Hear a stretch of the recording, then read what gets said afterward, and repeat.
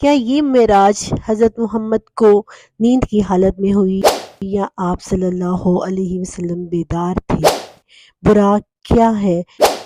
کیا اس رات رسول اللہ نے اللہ کو دیکھا؟ کیا آپ صلی اللہ علیہ وسلم نے جنت اور جہنم کا بھی مشاہدہ کیا؟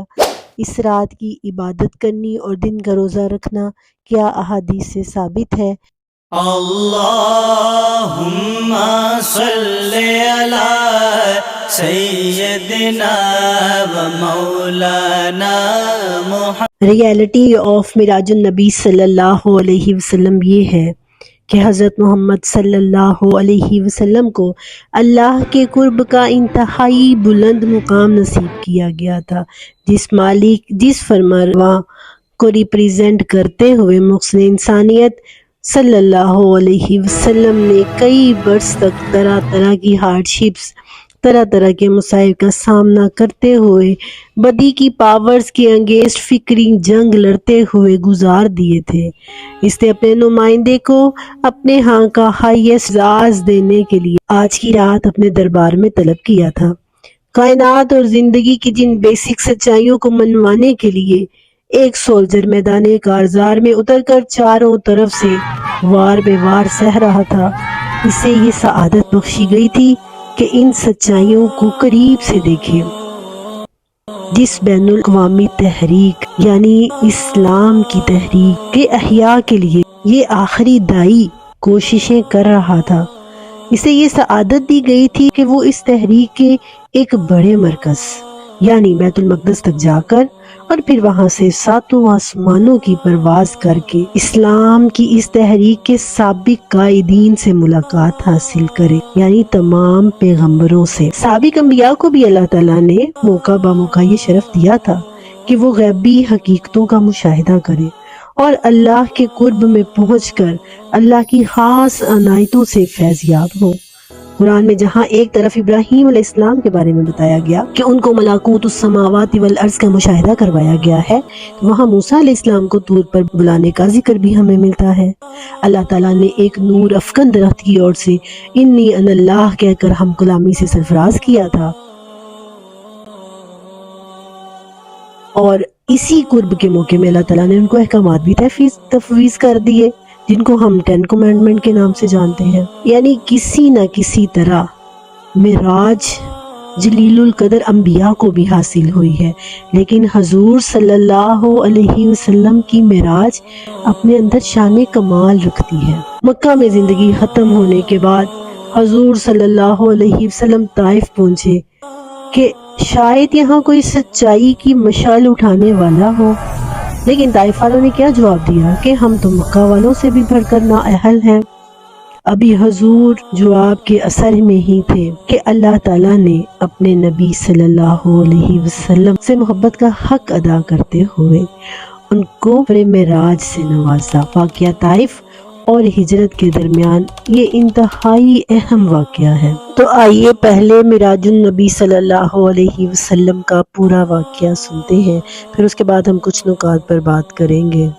رسول اللہ صلی اللہ علیہ وسلم کو آپ کے جسم مبارک سمیت براق پر سوار کر کے حضرت جبرائیل علیہ السلام کی معیت میں مسجد حرام سے بیت المقدس تک سیر کرائی گئی۔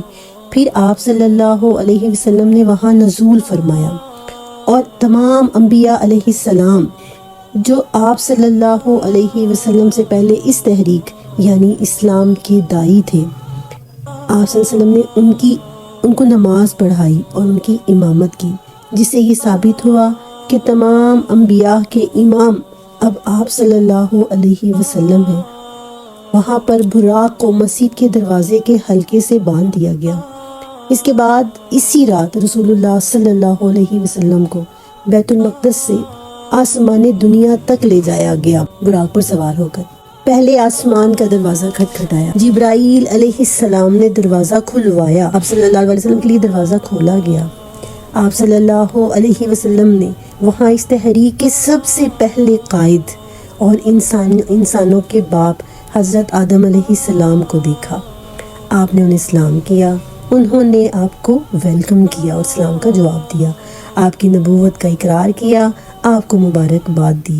آپ صلی اللہ علیہ وسلم نے ان کی لیفٹ سائڈ پہ برے لوگوں کی روحیں دیکھیں جو کہ رو رہی تھیں، اور ان کی رائٹ سائڈ پہ نیک لوگوں کی روحیں دیکھیں جو کہ مسکرا رہی تھیں۔ اس کے بعد آپ صلی اللہ علیہ وسلم کو سیکنڈ آسمان پر لے جایا گیا، سیم ویسے ہی دروازہ کھلوایا گیا، آپ کے لیے دروازہ کھولا گیا۔ وہاں آپ صلی اللہ علیہ وسلم کی ملاقات اپنے سے پہلے نبی یعنی سیکنڈ لاسٹ پروفٹ جو بنی اسرائیل کے آخری نبی تھے، حضرت عیسیٰ علیہ السلام، اور ان کے جو رشتے میں ماموں لگتے تھے یعنی حضرت مریم کے خالہ زاد حضرت یحییٰ بن زکریا، یہ دونوں نبی ایک ہی دور کے نبی ہیں۔ ان سے رسول اللہ صلی اللہ علیہ وسلم کی ملاقات کروائی گئی۔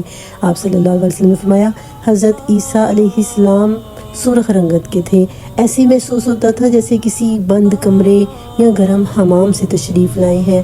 آپ کا چہرہ سرخ اور آپ کے بالوں سے پانی کے قطرے گر رہے تھے۔ آپ صلی اللہ علیہ وسلم نے ان سے ملاقات کی، انہوں نے آپ کے اسلام کا جواب دیا، آپ کو مبارکباد دی اور آپ کی نبوت کا اقرار کیا۔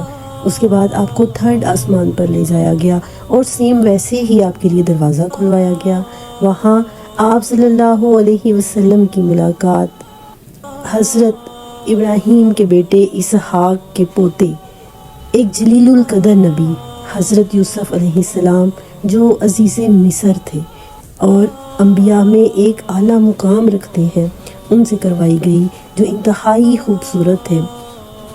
حضرت یوسف علیہ السلام نے آپ صلی اللہ علیہ وسلم کے اسلام کا جواب دیا، آپ کو آپ کی نبوت کی مبارکباد دی اور آپ کی نبوت کا اقرار کیا۔ حضرت آدم کے بعد حضرت شیس اور اس کے بعد حضرت ادریس علیہ السلام تیسرے نبی ہیں۔ یہ وہ نبی ہیں جنہوں نے سب سے پہلے اللہ کے راستے میں جہاد کیا تھا۔ رسول اللہ صلی اللہ علیہ وسلم نے ان سے ملاقات کی، انہوں نے آپ کو مرحبا کہا اور آپ کی نبوت کا اقرار کیا۔ آسمان پر آپ صلی اللہ علیہ وسلم کی ملاقات حضرت ہارون بن عمران علیہ السلام سے ہوئی۔ آپ نے انہیں دیکھا، اسلام کیا، انہوں نے جواب دیا، مبارکباد دی اور اقرار نبوت کیا۔ چھٹے آسمان پر رسول اللہ صلی اللہ علیہ وسلم کی ملاقات ہارون علیہ السلام کے بھائی موسیٰ بن عمران سے ہوئی۔ آپ صلی اللہ علیہ وسلم نے اسلام کیا، انہوں نے مرحبا کہا اور اقرار نبوت کیا۔ البتہ جب آپ صلی اللہ علیہ وسلم وہاں سے آگے بڑھے تو وہ رونے لگے۔ ان سے پوچھا گیا، آپ کیوں رو رہے ہیں؟ انہوں نے کہا، میں اس لیے رو رہا ہوں کہ ایک نوجوان جو میرے بعد مبعوث کیا گیا، اس کی امت کے لوگ میری امت کے لوگوں سے بہت زیادہ تعداد میں جنت کے اندر داخل ہوں گے۔ یہ حضرت موسیٰ کا حسد نہیں بلکہ رشک تھا۔ اس کے بعد آپ صلی اللہ علیہ وسلم کو 7ویں آسمان پر لے جایا گیا۔ وہاں آپ کی ملاقات حضرت ابراہیم علیہ السلام سے ہوئی۔ آپ نے اسلام کیا، وہ بیت اللہ کے ساتھ ٹیک لگائے بیٹھے تھے، انہوں نے آپ کے اسلام کا جواب دیا۔ پوچھنے پر بتایا گیا کہ یہ آپ کے جد امجد ابراہیم علیہ السلام ہے۔ انہوں نے آپ کو آپ کی نبوت کی مبارکباد دی اور آپ کے نبی ہونے کا اقرار کیا۔ اس کے بعد رسول اللہ صلی اللہ علیہ وسلم کو سدرۃ المنتہا پر لے جایا گیا۔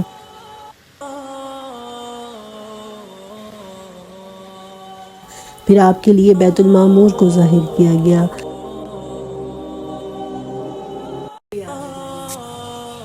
اس کے بعد آپ صلی اللہ علیہ وسلم کو اللہ کے دربار میں پیش کیا گیا اور آپ اللہ کے اتنا قریب ہوئے کہ فَكَانَ قَابَ قَوْسَيْنِ أَوْ أَدْنَىٰ کہ 2 کمانوں کے برابر یا اس سے بھی کم فاصلہ رہ گیا۔ اس وقت اللہ نے اپنے بندے پر وحی نازل فرمائی، فَأَوْحَىٰ إِلَىٰ عَبْدِهِ مَا أَوْحَىٰ اور 50 وقت کی نمازیں فرض کی۔ اس کے بعد آپ واپس ہوئے، حضرت موسیٰ علیہ السلام کے پاس سے گزر ہوا تو انہوں نے آپ سے پوچھا کہ اللہ نے آپ کو کس چیز کا حکم دیا ہے؟ آپ نے بتایا تو انہوں نے کہا، یہ زیادہ ہے، آپ کی امت اس کی طاقت نہیں رکھ سکے گی، آپ واپس جائیے۔ حضرت جبرائیل کی معیت میں رسول اللہ صلی اللہ علیہ وسلم بارہا واپس جاتے رہے، یہاں تک کہ 50 سے 5 نمازیں ہو گئی۔ حضرت موسیٰ نے ان میں بھی کمی کرنے کا حکم دیا تو آپ صلی اللہ علیہ وسلم نے فرمایا کہ اب مجھے اپنے رب سے شرم محسوس ہوتی ہے۔ آپ آگے بڑھے تو ایک ندا آئی کہ میں نے اپنا فریضہ نافذ کر دیا ہے اور اپنے بندوں سے تخفیف کر دی ہے، یعنی 5 وقت کی نمازیں۔ اس کے بعد ابن قیم نے اس بارے میں اختلاف ذکر کیا ہے کہ نبی صلی اللہ علیہ وسلم نے اپنے رب کو دیکھا یا نہیں۔ بہرحال اس پر اختلاف پایا جاتا ہے۔ اس دفعہ بھی نبی صلی اللہ علیہ وسلم کے ساتھ شک صدر کا واقعہ پیش آیا اور آپ صلی اللہ علیہ وسلم کو اس سفر کے دوران کئی چیزیں دکھلائی گئیں۔ آپ پر دودھ اور شراب پیش کیے گئے۔ ابن اسحاق کی روایت ہے دودھ، شراب اور پانی پیش کیا گیا، لیکن آپ صلی اللہ علیہ وسلم نے دودھ اختیار فرمایا۔ اس پر آپ سے کہا گیا کہ آپ کو فطرت کی راہ بتائی گئی ہے، یعنی آپ نے فطرت پالی، اور یاد رکھیے گا کہ اگر آپ نے شراب لی ہوتی تو آپ کی امت گمراہ ہو جاتی۔ آپ صلی اللہ علیہ وسلم نے جنت میں 4 نہریں دیکھی، 2 ظاہری اور 2 باطنی۔ ظاہری نہریں نیل اور فرات تھیں۔ اس کا مطلب یہ ہے کہ آپ کی رسالت نیل اور فرات کی شاداب وادیوں کو اپنا وطن بنائے گی، یعنی یہاں کے باشندے نسلاً بعد نسل مسلمان ہوں گے۔ آپ صلی اللہ علیہ وسلم نے مالک یعنی دروغہ جہنم کو بھی دیکھا۔ وہ ہنستا نہ تھا اور نہ ہی اس کے چہرے پر کوئی خوشی، کوئی بشاشت تھی۔ آپ نے جنت اور جہنم بھی دیکھی۔ آپ صلی اللہ علیہ وسلم نے ان لوگوں کو بھی دیکھا جو یتیموں کا مال ظلماً کھا جاتے ہیں۔ ان کے ہونٹ اونٹ کے ہونٹوں کی طرح تھے اور اپنے منہ میں پتھر کے ٹکڑوں جیسے انگارے ٹھونس رہے تھے جو دوسری جانب ان کے پخانے کے راستے سے نکل رہے تھے۔ آپ صلی اللہ علیہ وسلم نے سود خوروں کو بھی دیکھا۔ ان کے پیٹ اتنے بڑے بڑے تھے کہ وہ اپنی جگہ سے ادھر ادھر نہیں ہو سکتے تھے، اور جب آل فرعون کو آگ پر پیش کرنے کے لیے لے جایا جاتا تو ان کے پاس سے گزرتے وقت انہیں روندتے ہوئے جاتے تھے۔ آپ صلی اللہ علیہ وسلم نے زناکاروں کو بھی دیکھا۔ ان کے سامنے تازہ اور فربا گوشت تھا اور پہلو میں ہی چھیچڑے پڑے ہوئے تھے۔ یہ لوگ تازہ اور فربا گوشت چھوڑ کر چھیچڑے کھا رہے تھے۔ آپ صلی اللہ علیہ وسلم نے ان عورتوں کو دیکھا جو اپنے شوہروں پر دوسروں کی اولاد داخل کر دیتی تھیں، یعنی اپنے زنا کے ذریعے، لیکن لا علمی کی وجہ سے بچہ ان کے شوہر کا سمجھا جاتا تھا۔ آپ نے انہیں دیکھا کہ ان کے سینوں میں بڑے بڑے ٹیڑھے کانٹے چبھا کر انہیں آسمان و زمین کے درمیان لٹکا دیا گیا ہے۔ آپ صلی اللہ علیہ وسلم نے آتے جاتے ہوئے اہل مکہ کا ایک قافلہ بھی دیکھا اور انہیں ان کا ایک اونٹ بھی بتایا جو بھڑک کر بھاگ گیا تھا، یعنی قافلے سے بچھڑ گیا تھا۔ آپ نے بتایا وہ کہاں ہے۔ آپ نے ان کا پانی بھی پیا جو ایک ڈھکے ہوئے برتن میں رکھا تھا۔ اس وقت قافلہ سو رہا تھا، پھر آپ نے اسی طرح برتن ڈھک کر چھوڑ دیا، اور یہ بات معراج کی صبح آپ کے دعوے کی صداقت کی ایک دلیل ثابت ہوئی۔ علامہ ابن قیم فرماتے ہیں کہ جب رسول اللہ صلی اللہ علیہ وسلم نے صبح کی اور اپنی قوم کو ان بڑی بڑی نشانیوں کی خبر دی جو اللہ تعالیٰ نے آپ کو دکھلائی تھی تو قوم نے آپ کو جھٹلایا، آپ کو اذیت پہنچائی، ذرا رسانی میں اضافہ ہو گیا۔ انہوں نے آپ سے سوال کیا کہ بیت المقدس کی کیفیت بیان کریں۔ اس پر اللہ نے آپ کے لیے بیت المقدس کو ظاہر کر دیا، یعنی دیکھ تو چکے تھے آپ، لیکن اللہ تعالیٰ نے مزید آپ کی تسلی کے لیے آپ کے سامنے ظاہر کر دیا، جیسے کوئی آپ ویڈیو واچ کر رہے ہوتے ہیں، بالکل ایسے، اور آپ کی نگاہوں کے سامنے آ گیا۔ چنانچہ آپ صلی اللہ علیہ وسلم نے قوم کو اس کی نشانیاں بتلانا شروع کی، اور ان میں سے کوئی بھی آپ کو جھٹلا نہیں سکا اس وقت۔ پھر آپ صلی اللہ علیہ وسلم نے آتے جاتے اس قافلے کا بھی ذکر کیا اور ان کے اونٹ کے ملنے کا بھی آپ صلی اللہ علیہ وسلم نے بتایا، اور قافلے والوں نے اقرار کیا کہ آپ سچ کہہ رہے ہیں، لیکن اس سب کے باوجود ان کی نفرت میں اضافہ ہی ہوا اور ان ظالموں نے کفر کرتے ہوئے کچھ بھی ماننے سے انکار کر دیا۔ اب کچھ لوگ اس بات پر اختلاف کرتے ہیں کہ کیا یہ آپ صلی اللہ علیہ وسلم نے نیند میں سب کچھ دیکھا، یعنی آپ کی روح آپ کے جسم سے علیحدہ ہو گئی اور آپ صلی اللہ علیہ وسلم کو یہ سب کچھ دکھایا گیا۔ لیکن حقیقت یہی ہے، قرآن کے الفاظ جو سورۃ بنی اسرائیل میں آتے ہیں، سبحان الذی اسریٰ بعبدہ لیلا من المسجد الحرام الی المسجد الاقصی، تو اس الفاظ سے یہ بات ظاہر ہوتی ہے کہ اللہ تعالیٰ نے آپ کو آپ کے جسم سمیت یہ سیر کروائی تھی، کیونکہ آیت کا آغاز جو سبحان الذی سے ہونا کہ پاک ہے وہ ذات ہر عیب سے، تو وہ جو چاہے کر سکتی ہے، وہ ایک رات میں اپنے بندے کو یہ سیر کروا سکتی ہے۔ یہ اس کا معجزہ تھا اور یہ اس کی محبت تھی اپنے نبی کے ساتھ۔ اور دوسری بات براق کیا تھی؟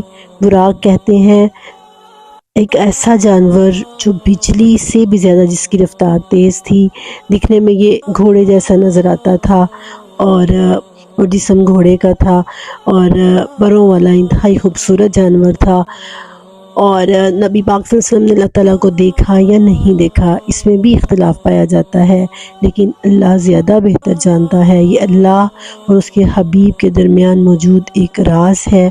اور مقصد کیا تھا اس سیر کا؟ لِنُرِيَهُ مِنْ آیاتنا، اللہ نے جو قرآن میں بتایا ہے وہی سب سے بڑا مقصد ہے، تاکہ اللہ اپنے بندے کو اپنی نشانیاں دکھائے اور اس کا ایمان مضبوط کرے۔